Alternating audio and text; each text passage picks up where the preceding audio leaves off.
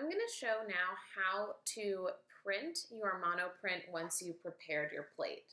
So here I have my plate, and I also have my wet pack that I made yesterday of my paper, which now should be saturated with water, but not sopping wet either. So what I'm going to do is I'm going to unpack my wet pack, and I'm going to get ready by placing my plate in front of me. I also have a spoon. This is going to be really important in just a moment.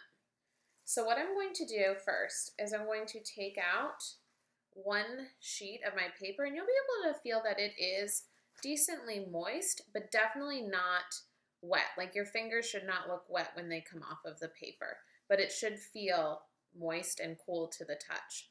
What I'm going to do is I'm going to line up my paper with my image that I've made on my plate. I'm going to press it down, and then I'm going to take my spoon.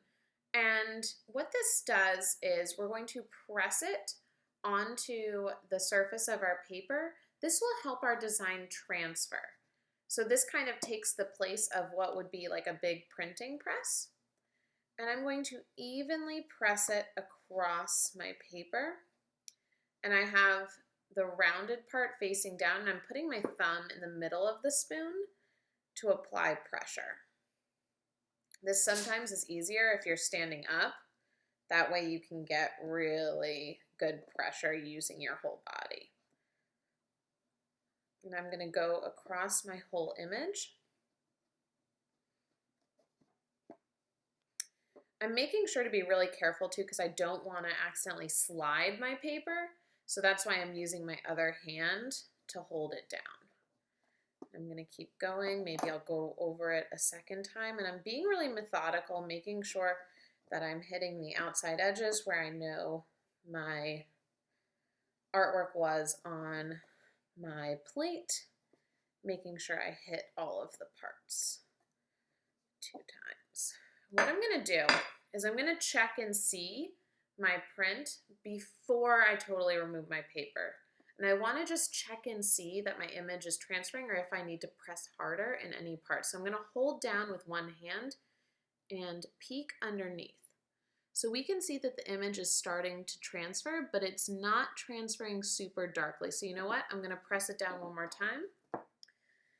And that's why I didn't pull it all the way off, because I wanted to see what was happening first. And I'm going to go around one more time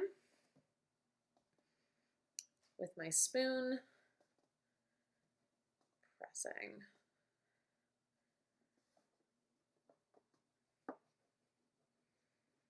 All the while. Okay.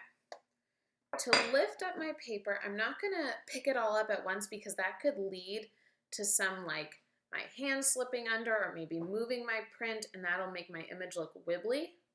So I'm going to hold it down, and just like I checked the corner, I'm going to take from the center at the top, and I'm going to lift it up carefully away.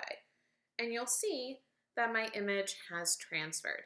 And what's interesting about monoprinting is you get this interesting texture that happens when you apply paint, or if you apply oil pastel or water-soluble crayon to a surface.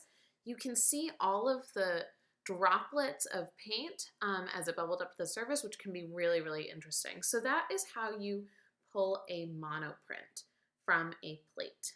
And what you want to do is you want to set it to the side. Make sure that you leave it flat to dry, so that way it doesn't get wrinkled in the process of drying. And if you notice that your paper was a little bit wetter and it has started to curl maybe a little bit, what you can do is just take some objects that you have lying around, clean ones of course, and just put them at the edges. So like silverware works really well for this.